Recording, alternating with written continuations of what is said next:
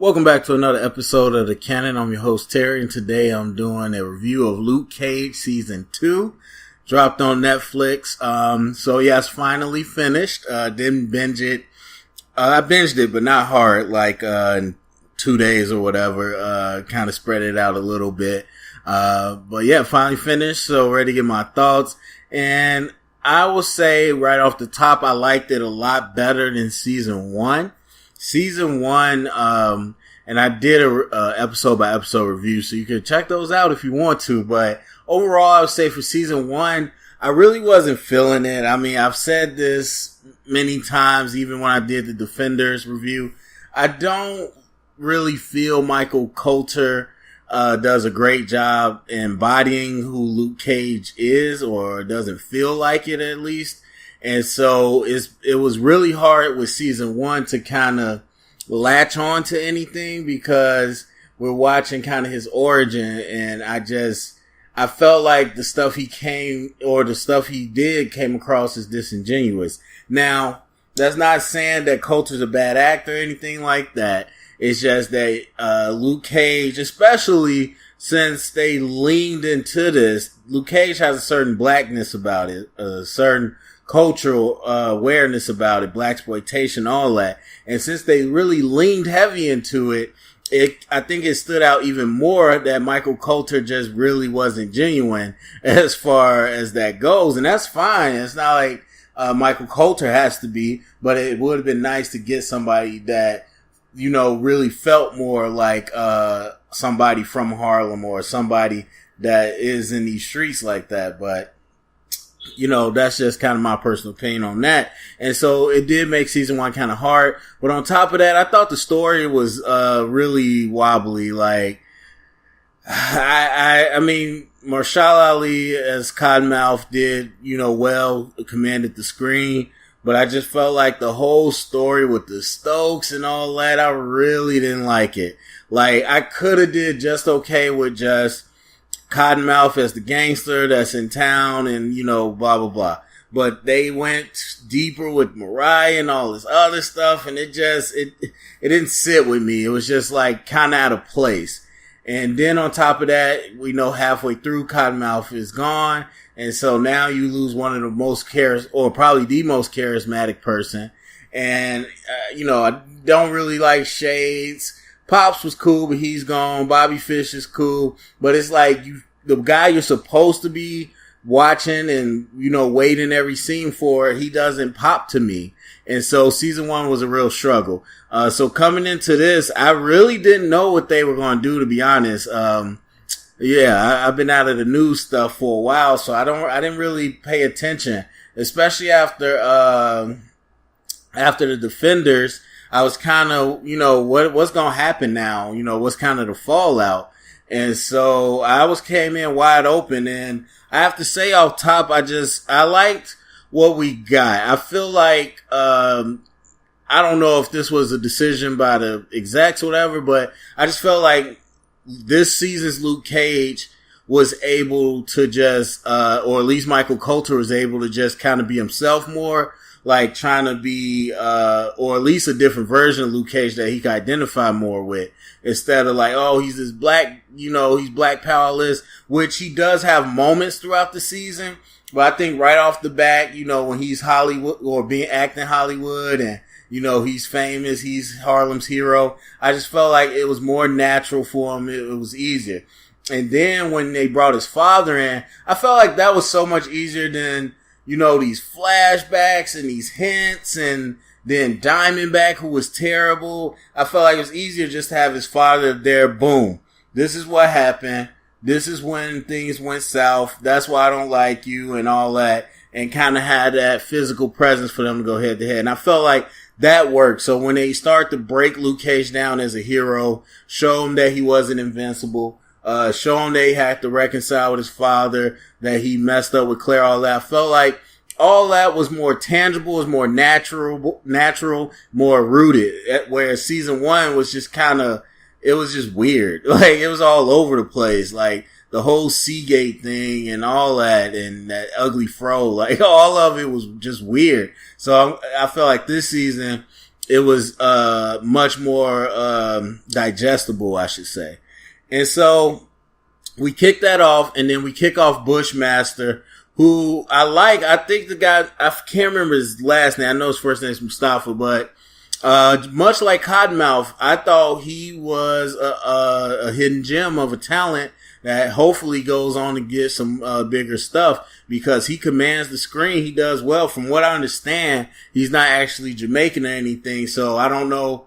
I don't know what his native tongue is. It doesn't matter. He was able to, pull off the Jamaican thing. So that kind of speaks also to his level. But even through the Jamaican stuff, which I will say all season was so hard to understand sometimes. Like, I was blasting the TV, and now sometimes I just had to put subtitles on because I did not know what they were saying. They make a joke a few times about it in the show, like, no idea what you're talking about. So, like, they know, but still, I would say even through all that, I was looking forward to see what he would do. Now, of course, a lot of it has to do with the action. But I thought his raw emotion, like, he was good, man. He was really, really good. And they did a great thing by keeping him throughout the season, even though he tailed off at the last few episodes, but they kept him there instead of killing him off halfway, which has been the MO of Marvel, at least for their Netflix stuff. Like, they always start with one villain, halfway through they kind of cut it off and then go to another villain. Or, it's not always like Cottonmouth where they die, but they kind of transition to a different threat. And so I was really excited that they didn't do that. Even though they kind of shifted the balance of evil from him to Mariah, but I still feel like, Bushmaster was at least a formidable, presence that was still in Harlem. So I like that. And the villain is very important to get. Now, on the other side of that, Mariah. I don't like the character. As I said from season 1, I don't like none of the backstory. I don't like the character. The actress, she's good. Like, we know her from other stuff, but I just don't like her in this. I don't like her as Mariah. I don't like the actual character of Mariah. I don't like anything they chose to do with her. I don't like the bringing in her daughter. Like, that was so random. Like, oh yeah, my daughter's here. And she didn't know she was in New York. Like, let alone in the same, area, but she didn't know she was in New York, period. Thompson, oh, we found her shop. She's over here. Oh, well, I could go around the corner and see my daughter. Like, okay, really? Okay. So I just didn't like any of it. And let me talk about the most disturbing thing. I'm saying this straight to the fans, saying this straight to Netflix, straight to Marvel, everybody. What person made this decision that they needed to force Shades and Mariah down our throat? It was a cringy type deal first season where it was like, okay, they putting them together. And then, I'm like, okay, that's shock value. We can move on. And then we come back like, okay, they still together. Eventually they're going to break up. We can move on. No, Netflix said, we are going to show you on demand Shades and Mariah exclusively for 13 episodes. Disgusting. I'm sorry. It was nasty. I don't care what y'all. Hey, if you think Alfrey, I think is how you pronounce it. If you think she's fine, cool. You think Shades is fine, cool. You think older women, Cougar Mills are fine, cool. All that I'm good with. I'm just saying this combination didn't work out. It was nasty, and I'm like, can they please stop showing this? Like, I literally watched people get headshot. I've seen people set on fire, and the nastiest thing I saw in season 2 was Shades and Mariah. Like, I couldn't do it. It was so disturbing. I'm so glad that ended. But, yeah, that didn't work for me. None of that. Now, Thomas Jones, let's talk about Comanche, who is former Chicago Bears running back. Y'all better stop playing. He was out here doing his acting thing, which is cool. I'm sorry. That's cool. Like, some people say whatever. No, that's cool. Like, one of your, hometown heroes from your sports team now and show that about character you like. that's just cool. And he was doing his job. I thought Thomas Jones, as a former athlete, was acting pretty well. And the whole thing with him and Shades, that was something. But I would say they had good chemistry. So I like that. Yeah. Okay, so as far as the story, though, I was thinking about this today. I liked it. I mean, Bushmaster, I think the whole journey was sold because of the actor. I thought his raw emotion and all that rage and all that, I think he sold it because in, retrospect, the whole story, especially when they started doing the flashbacks, I was like, I really don't care. Like showing young Bushmaster and Mariah, or not Mariah, Mabel, whatever the hell her name is, when they were showing them and how it all happened, I'm like, I really do not care. Like, this story could have been very flat, like randomly. Of course, like, okay, we have the boss, and the boss has all these skeletons in the closet that just whenever season randomly pop up to kind of seek revenge. So yeah, we've seen that before. And it's just like, okay, no one knew about this dude. He just up out of nowhere and just causes all this havoc. So like the story, no one knew that they started Bushmaster Rum in the club together and had this deal. And then like all this stuff, the dude pulls out, in the flashback, the lawyer pulls out the handwritten agreement. No one knew about any of this. They started off as dishwashers together.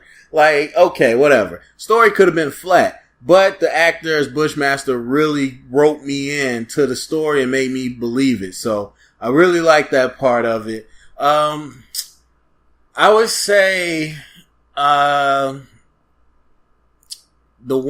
of the things that really stand out to me as a weakness is the special effects. They should have never messed with fire. They say tell kids don't play with fire, like you're gonna get burnt. Luke Cage, Netflix, don't play with fire again. Please. Those effects were so bad. So bad. And it's crazy because we have come to expect a certain quality from these Netflix shows. Not just this one, but Netflix in general. But we forget that Marvel has that quality because they focus in on smaller things. They got powers that aren't, crazy to show. Like glowing up a fist is probably the biggest thing they got to do. Other than that, it's just shooting somebody and them not falling or bleeding. It's Jessica punching things and moving things. And Daredevil don't got no power, just fighting. So it's like they focus in and put money into the other parts of production. So when they actually do try to use special effects, we get reminded that the budget isn't as luxurious as we once thought. So that took me out. That took me out. I would say the guy that plays Anansi, the uncle, he was great too. And he sold the whole massacre. And the massacre was pretty good, but when he got set on fire, that could have easily been crappy, cheesy. And it was crappy, but the way he was going at it before they set him on fire, I thought really just sold that scene for me. Even though when he was on fire, it was so trash. I was like, oh my God. So the special effects did hurt a little bit when they tried to do a little too much instead of trying to, stick to their roots. I'm glad Claire left. I'm so happy Claire left. I don't want my bae Rosario with that man. Plus, he's got to be with Jessica Jones. So glad she left. And I thought they were working towards putting her as a too big a part. Claire's great because she's in small doses. She's the glue between all these shows. I don't like that they tried to make her the sidekick. So I'm glad they got away with that. Misty Knight was so good this season. And I didn't necessarily dislike her last season. She did do stupid things. And she still did this year that kind of like, dude, come on, man. He's here to help. But I didn't really feel one way or the other about her. This season, absolutely loved her. Besides her being fine, yes, we know. She was good. She was good. She was calm, collected, and cold. When she had to do the action, she got after it. When she had to be emotional in those times of weakness, she did it. Loved all that. Misty was probably my second favorite out of the season, and number one was Bushmaster. So that's saying a whole lot. Trying to think. Yeah, I mean, overall, it was good. It was good. It was a lot better. Like I said, I think if I had to sum it up, it just was a lot more tangible. It was a lot more digestible, where I didn't feel like the stories were so out of left wing. It felt like most of the stuff was logical in the way it went.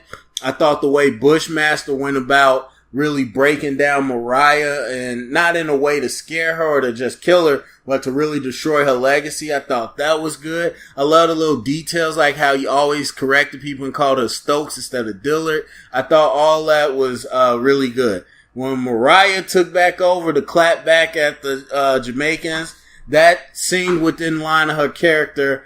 Some of the stuff later on when she started killing all her people and all like that, that was a little too much. Shades snitching like that was a little too much. And I get that Misty was supposed to be mad that Shades killed Candace, who she was supposed to protect. But I feel like she was way too like gung-ho against her, because she very easily got over the anger and accepted the fact, let's give Mariah this deal so we can get Bushmaster. And we'll find some, we'll get her down the road. She was very cool with that, but when it came to Shades, it was like she was gritting through her teeth. And Shades was he came to her, fully cooperated, gave you every last detail you wanted. Now, Shades broke down, he lost his cool, his nerve, whatever. He couldn't do it no more. I thought it was super out of character that he, while snitching, was laughing about stuff and making fun of, like, that didn't fit. That didn't really fit, at all. I thought that was a bad writing choice, because that's not how Shades will react at this moment in time. He's obviously very, withdrawn and resolute and, kind of distraught over what happened. And so I don't think he'll be in that laugh. Yeah, we shot him up. Like, no, he lost that cold mentality. So I didn't like that. And then it didn't help that Misty was on his tail, just thirsty to get him. Like, it didn't really make sense to me. You got like a windfall out of nowhere. He came to you and gave you everything you needed. That was goofy. Yeah. And I think the Punisher style violence and the Daredevil style violence, they could do without. Like, Luke Cage, strong dude, like, he slaps people, they fall out, whatever, they shoot him, he don't get shot. That stuff's cool. People getting shot, okay, but when Bushmaster killed Nigel, that was disgusting. When they burned the old boy, like, the way they was dome shotting people, like, okay, you don't have to be those shows. And just because it's Netflix doesn't mean you have to be gritty. I would like to see them just take the step towards Luke Cage just being a little different. And speaking to that, before I wrap up, we gotta talk about episode 10. I fervently hate Iron Fist season 1. Like most people. I don't hate, I don't even know the guy's real name. I don't hate the guy that plays Danny Rand, but I did hate the character. With that being said, when Danny showed up, I lost my crap. Now, the whole time, because we knew he was coming, I was thinking of different ways they could have did something cool where he shows up and like blocks a bullet with his fist, or, stops Bushmaster's punch with his fist, or something cool. And especially when they were at his building in episode 9, that's what I thought was going to happen. But it didn't. And he kind of just shows up. But even still, I was like, yes, Heroes for Hire, let's go. And that was enough for me. But to see how they teamed up, how they had the chemistry from the comics and the TV shows, where it's like Luke's always dismissive of his mumbo jumbo, and that stuff was great. That stuff was great. He's telling Luke to meditate, like all of it. And then patty cake, like, come on, man. It was good. I was wondering how they gonna do it, where Luke, like, everybody's got guns, and how is Iron Fist not gonna get shot. I think for the most part they did okay. But I'm ready for that season. I'm ready for that Heroes for Hire season or whatever you want to call it. They have great chemistry. Those two have great chemistry. It's very reminiscent of actual Iron Fist and Luke Cage.